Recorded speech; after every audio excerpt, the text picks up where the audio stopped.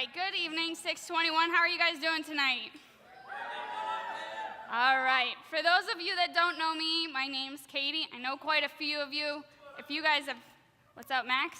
For those of you that have never met me, I would love to meet you later on. And if you've already met me and you're like, I've had enough of her, then that's fine. You can just ignore me in the hallway after small groups. Either way, it's fine. I'm cool. So tonight has already actually been pretty great. I really enjoyed worship personally, but I'm looking forward to the rest of the night. We have a great night planned for you guys between me speaking tonight, small groups later on, and then we actually have some more worship and another game. So it's super awesome and exciting. We're just changing it up. We're just doing lots of change, so it's great. So currently, we're in a 3-week series called what? Exactly. And what is the subject of change all about? Yep, so exactly, we're looking at the topic of change, and we've been looking at some different ideas. So in week 1, Abby talked about how life changes, but God doesn't. Last week, Steve talked about how God is with you no matter what. And so today is our 3rd and final week, and we're going to be looking at the fundamental truth that God can change the way that you see change. And I'm sure you guys have already realized at this point in the series, but there's no easy way to sugarcoat change. Change can be hard, change can be different, or change can even be awkward. So for some of you tonight, maybe there's changes going on in your life. Maybe for others of you, there's a change that's coming up that you know about, and it's kind of like this impending loom over your life, is that this change that's going to be coming. Or for some of you, maybe you know that there's a change in your life that you need to make, but for one reason or not, you're not making that change in your life. To start off tonight, I want to actually invite you guys a little bit into my life. It's sometimes hard for me to share things, so I'm going to hopefully try and open up a little bit and share about a couple of changes that have been going on in my life. But I want to say this first. Some of these changes are ongoing. Some of them are over. And so the ones that are over, I know it's easy to look back on change once you're through it. So some of these changes, I can already look back and see that they were needed in my life. They were things that I had to do. Some of these changes were changes that God was asking me to do, and I followed through with some of them. But in the beginning, on the front end of the change, you can ask some of my friends, you can ask my family, you can ask those closest to me. There was a lot of these changes where I just wanted to stay huddled in my comfort zone. I didn't want to move. I was fearful of what the future might hold. I was fearful of what my life might even look like. So I know that change is hard.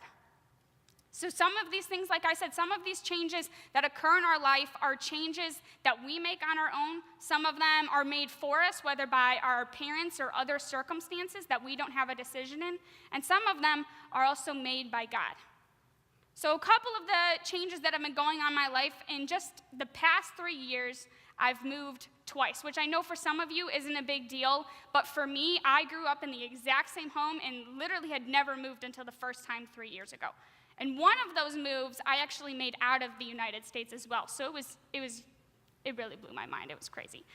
I've also changed school 2 times, and I'm actually about to do so a 3rd time in 2019, so that's something that's like a very uncomfortable change for me. I grew up homeschooled, and so changing schools is not something that I'm used to at all.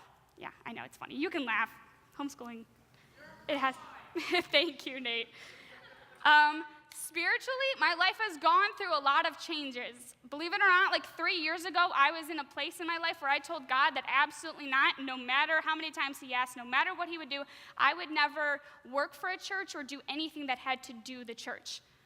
But God ended up changing a lot of things in my life and healing me from some past wounds and healing me from other things going on in my life. And now I'm here today because I allowed God to make that change in my life. Lastly, I've also had a lot of changes to my community. I have lost astounding parts of my community that I love deeply. But at the very same time, amidst all of that loss and change in my community, God has also brought some really awesome and fantastic people into my life.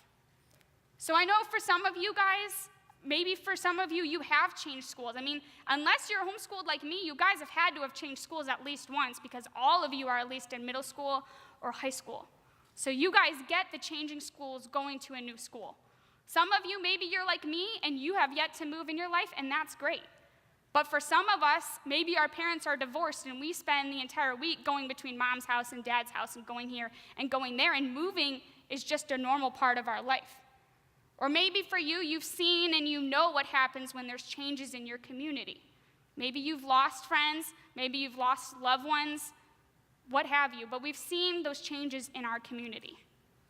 So the reason for why I'm sharing these things about my life with you is because not only has my life been completely changed because of these changes, but along the way, God has actually changed how I view change. And I know He eagerly wants to see you guys change your perspective about change as well. Because at the end of the day, God can change the way that you see change. And maybe tonight you guys are experiencing different changes, and that's completely okay. Because here at 621 and at Life Church in general, we just love to be a place where you guys can come and belong. So it's okay to be exactly where you guys are at in these moments with whatever's going on in your life. But we all have something that is changing in our lives or something that needs to be changed. I mean, as a matter of fact, still know that there's a couple of you guys who are still frustrated and mad over the fact that we don't even have tables here at 621. So that's a change that, we've changed some things here at 621, so it's okay to be feeling and thinking what you're thinking about these changes. But no matter what changes are occurring in your life, the underlying truth still remains that God can change the way that you see change. And even though there's truth in that statement, it still doesn't make it any easier, right? You still don't like the fact that we don't have tables, and you're like, oh, when are they going to bring that back? But it's really difficult to walk through and make those changes. It's really difficult to actually do what needs to be done. But why is that? If God is changing something in our lives, or if we are making a change in our lives, there's the potential that it'll actually be good for us. And not only will it be good for us, it actually has the potential to be good for the people around us as well. So why don't we just go out and do this if it's actually going to end up being good for us? There's a couple of reasons that I want to address tonight for why this could potentially be challenging. And the first is that we are afraid to fail. This is universal on multiple levels. Nobody ever wants to fail. And for some of us, if the past is any indicator of what might happen in our future, we know that there's probably failure in our future as well. The second is that we're afraid to stand out. For some of us, we're okay to roll through life with that B or that C or that D average grade. But for others of us, we're okay to be that second chair in the band, or maybe to be extra number 3 in our school play instead of the lead. Because for some of us, we want to look like we care, we just don't want to look like we care too much. We want the attention, but we don't necessarily want that bad attention either. So we keep on doing what we've always done so we don't stand out and draw attention to ourselves. The third is that we don't want to seem judgmental. If we start changing a certain behavior in our lives or something about our attitudes, we're worried about what the people around us might think or feel or see in us. Say, for example, a group of your friends gossip, and one day you realize that that's a change in your life that you need to make. But for some of us, we get worried about what we might look like. We think that maybe our friends might judge us, or what if our friends even feel that they can't be themselves around us? So we start to wonder if there's even a way to win in that situation.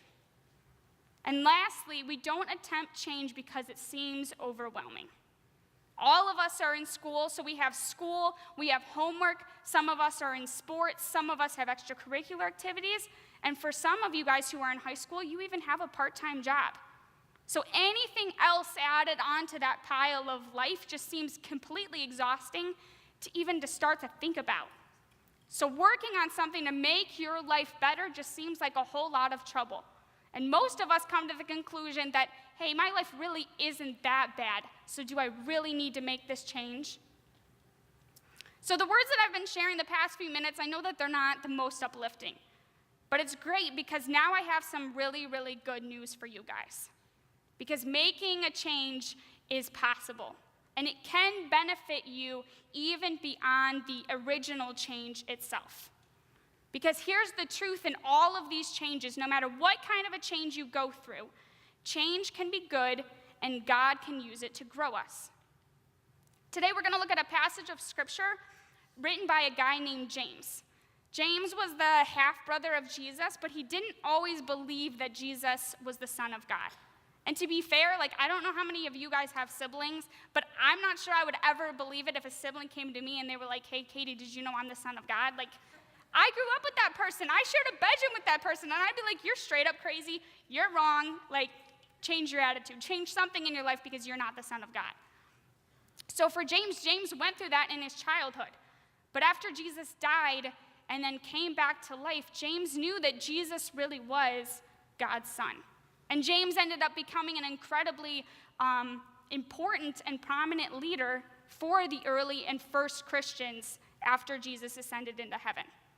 So before we get into his letter, I want to give you guys just a little bit of a background. During one of Jesus' last talks to his followers, he told them, he was kind of giving them a glimpse of the future, but also giving them instruction for what he wanted them to do. He told them and instructed them that they would be his witnesses to not only their hometowns, but to the rest of the world. He was asking them to take his message of forgiveness and grace and the gospel to the very ends of the earth. Jesus was telling them to make a change.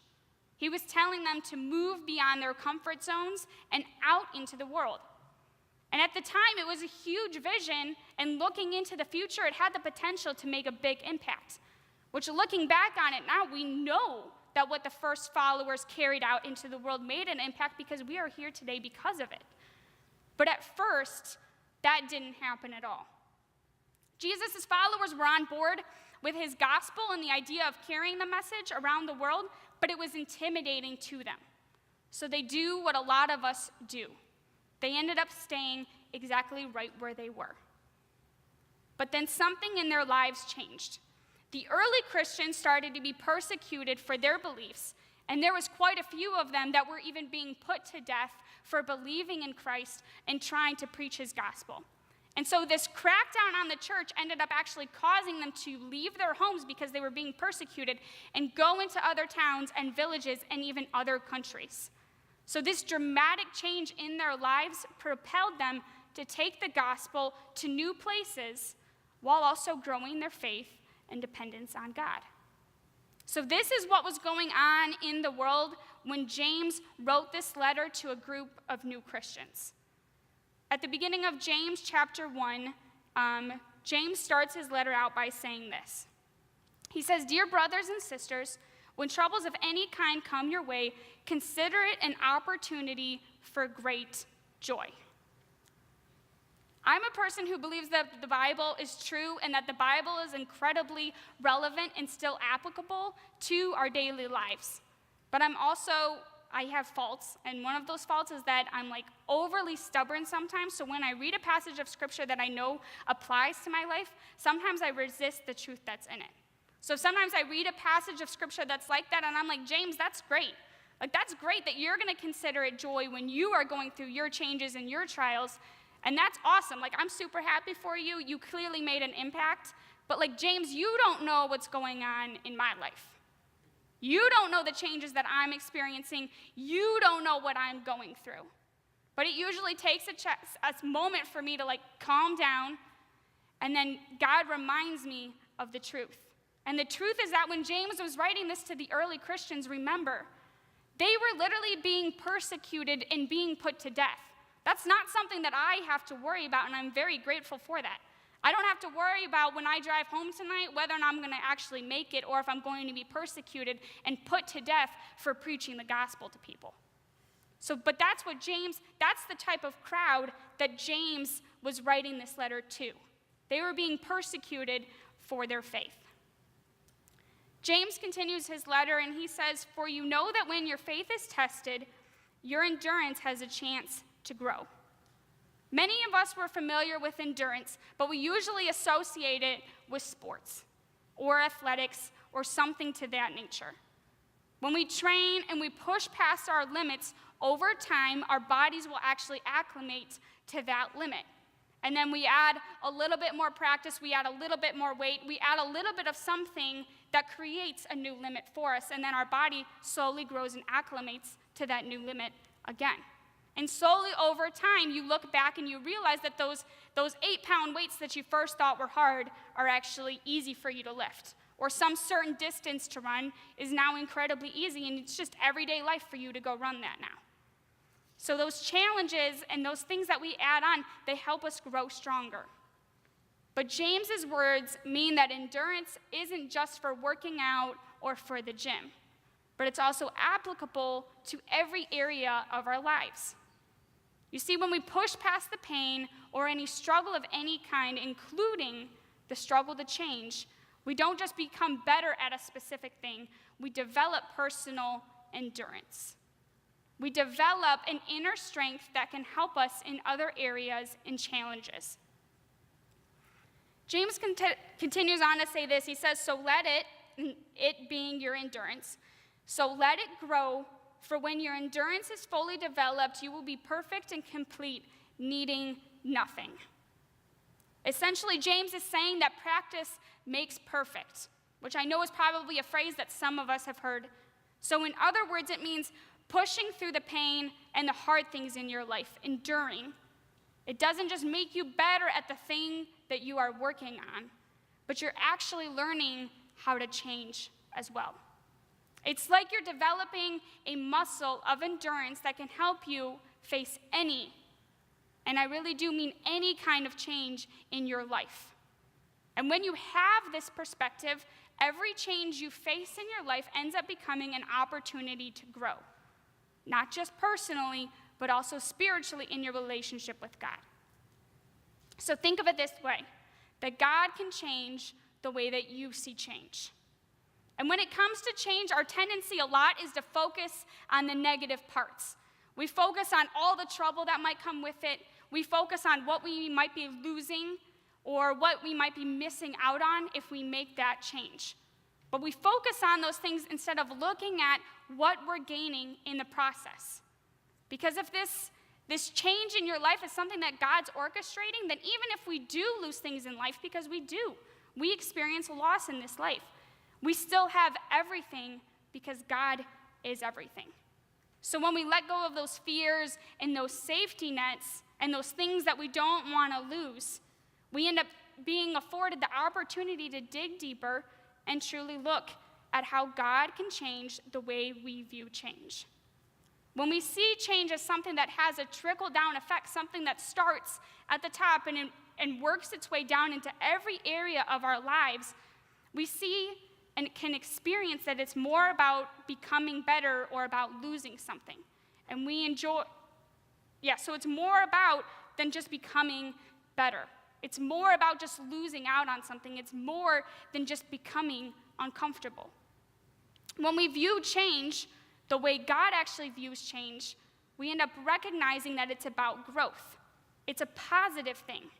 Because change ends up becoming about growing as the person that you are, or the son, or the daughter, or the friend that you are. Change involves growing and getting deeper and stronger in your faith and tougher in your faith. It's about developing better character. Change is about developing that personal endurance muscle that we all have. And so I recognize that this is a tough thing to sometimes try and get you guys to pay attention and listen to and try and convince you that it's worth changing. But you have to keep in mind that when James wrote this letter, he was literally speaking to a group of Christians who were being put to death for their faith. So I know it's not something easy, but James is telling them that when we trust in who God is, when we trust in who God says that he is, we can be sure that God is doing something in us, no matter how uncomfortable or hard the change might be. So whatever we have to endure to persevere or endure through that change, it's worth it because God, in the end, is painting this bigger picture. It's important for you guys to actually really get this at this stage of life that you're in. And I know we say that a lot, but here's why. Because even though this change might be absolutely challenging, no matter what change that you're going through, I know it might be hard. But your changes in life will actually grow more challenging as you get older. Life doesn't become any more simpler because you move on to a new stage or because you turned 18 and magically became an adult.